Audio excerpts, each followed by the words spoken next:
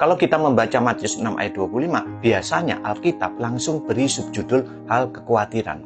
Lalu kita baca kalimat Yesus yang sangat terkenal, "Karena itu aku berkata kepadamu, janganlah khawatir akan hidupmu." Tetapi ada satu detail yang sering terlewat. Ayat itu dimulai dengan kata "karena itu". Dalam teks Yunani dipakai kata dia tuto, yang artinya oleh sebab itu, atau karena alasan ini. Jadi Yesus sebenarnya tidak sedang membuka topik baru. Ia sedang menarik kesimpulan dari kalimat sebelumnya. Masalahnya, banyak Alkitab modern memisahkan ayat 24 dan 25 menjadi dua perikop yang berbeda. Akibatnya, pembaca sering kehilangan alur logika Yesus. Padahal di Matius 6 ayat 24, Yesus berkata tegas, "Tak seorang pun dapat mengabdi kepada dua tuan. Kamu tidak dapat mengabdi kepada Allah dan kepada Mammon." Nah, dari sinilah muncul kalimat di ayat 25, "Karena itu, jangan khawatir." Artinya sederhana tapi dalam. Kekhawatiran sebenarnya berkaitan erat dengan siapa yang menjadi tuan dalam hidup kita.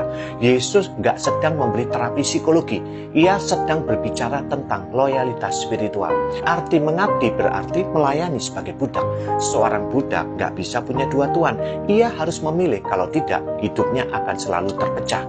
Menariknya, kata khawatir dalam ayat 25 adalah merimnao, yang secara harfiah berarti pikiran yang terbagi-bagi.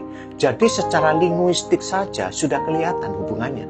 Ketika hati mencoba hidup di bawah dua tuan, pikiran otomatis menjadi terpecah. Disitulah kekhawatiran lahir. Itu sebabnya Yesus langsung memberi ilustrasi tentang burung di udara dan bunga bakung di padang.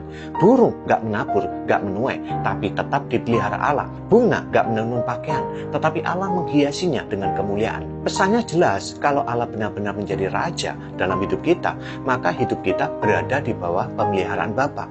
Yesus bahkan mengatakan sesuatu yang sangat tajam.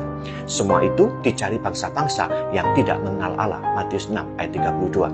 Sistem dunia selalu hidup dari ketakutan, takut kekurangan, takut masa depan, takut kehilangan keamanan. Karena itu manusia mengejar Mammon untuk merasa aman.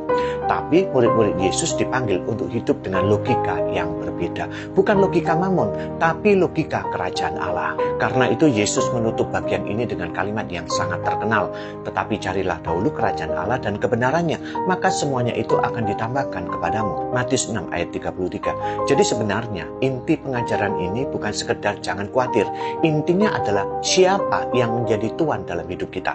Kalau Mammon yang memerintah, kekhawatiran pasti mengikuti. Tapi kalau Allah yang menjadi raja, hidup kita ada di dalam tangan Bapa yang tahu persis apa yang kita perlukan. Amin.